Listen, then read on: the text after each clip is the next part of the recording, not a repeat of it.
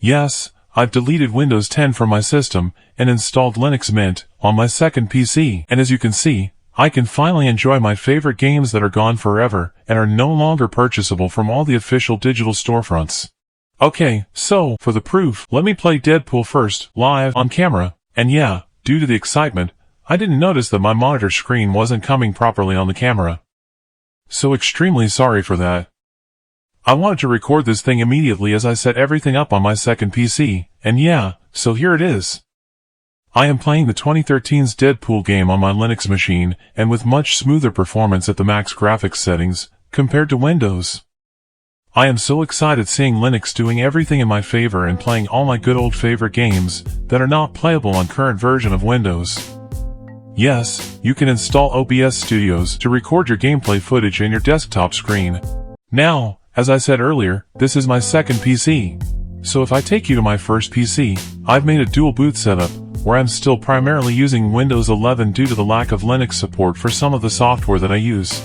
And with Windows, I've installed Bazzite KDE desktop version as a secondary OS, just to play those games from my Steam library that no longer works on Windows properly, or don't work at all, like Max Payne 1, the entire OG Hitman trilogy, Prototype, and so on.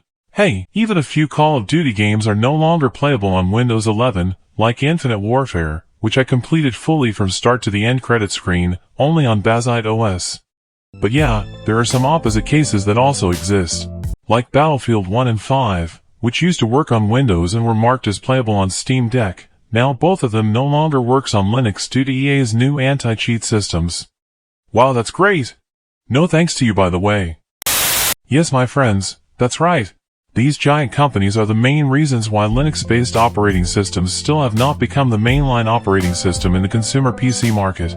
Also, you still cannot play most online-only games, like Fortnite, Apex, etc. on Linux, because these companies don't like to respect our legendary Penguin.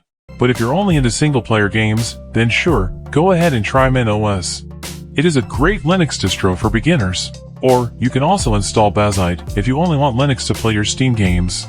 Yes, you can also play your DRM-free game library from the GOG Galaxy 2.0 store, along with Epic Games, using the Heroic Launcher on Linux. But for other launchers, there's no guarantee that they would work, but hey, you can always use Lutris to run games from EA Play or other third-party storefronts. To be fair, Steam, that is games from your Steam library, performs much better in most cases, due to Steam's unique features that no other storefronts are providing currently, like precompiled shaders, background processing of Vulkan shaders, native Proton support, and also, better stored DRM optimizations. On the other side of Linux, you can use LibreOpenOffice as an alternative for Microsoft Office Suite, Kdenlive for video editing, and GIMP for photo editing. Rest, you can use mostly all the other productivity software that runs on the web, like Canva, by using Firefox or any other web browser. Hence, let's conclude everything. Linux is a must-try, especially if you're into PC gaming, mainly in single-player games. Even for productivity purposes, Linux could be a great choice if the number of software that you use are natively available on Linux, and yeah, assuming that they work properly without many issues. And also, you don't play any online game that has invasive Windows kernel-level anti-cheat integrated into it. If yes, then yeah, Linux could be a better alternative for you. But if not, then yeah, you can use both the operating systems via dual boot.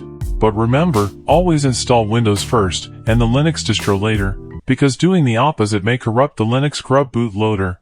In the end, my experience with Linux is going crazy and absolutely great. For your information, since the last year, I've been testing with different Linux distros. I already use Fedora, Ubuntu, Nobara OS, and so on. And now, I am currently rocking Bazzite OS and dual boot on my first system and Linux Mint on my second system. Most importantly, you should absolutely install Linux if your PC or laptop does not support Windows 11. Like in my situation, this is the current specification of my second PC where I installed Linux Mint. And since my APU, which is Ryzen 3 2200G, that is now 7+ years old, does not support Windows 11 by default. I even have TPM version 2.0 on my motherboard, a Gen 3 NVMe SSD, everything required to run Windows 11, but still I could not, just due to the lack of support by Microsoft on the processor side of things. So yeah, if you are in the same scenario, then yeah, you should definitely migrate from Windows 10 to Mint, or even Pop! OS, depending upon your preference in UI and desktop environment. Or, go with Bazzite or Casio OS, if you only wanted to play your games. So yeah, these are the Linux distros that I highly recommend to everyone getting into the world of Linux. And that is before Microsoft pulls the plug out from Windows 10 support. You know what's better than not getting hit? Hitting back. So yeah, do this only if your workflow allows you to get into Linux, otherwise, you might have no choice but either to pay extra to keep on using Windows 10, or buy new hardware to run Windows 11. But yeah, at the end of the day, just analyze everything regarding your daily computer work and all that, and then take decision wisely. And so, looking at this drastic shift to Linux, especially after the launch of Steam Deck, I want to see Linux becoming the mainline operating system on almost every household computer. And ultimately, all the credit goes to Valve Corporation for their hard effort and contribution in developing Proton and making Linux gaming a possible reality in modern times. A huge thanks to our Gabe Newell, sir, for everything that you did for us. And with that being said, my friends, let us all ditch Microsoft's Windows for our own good, and embrace the legendary Penguin for a better future in the PC ecosystems, before it's too late. Let me know about your thoughts in the comments section. Thanks for watching, my friends. God bless you all. Bye, and I will see you in another video.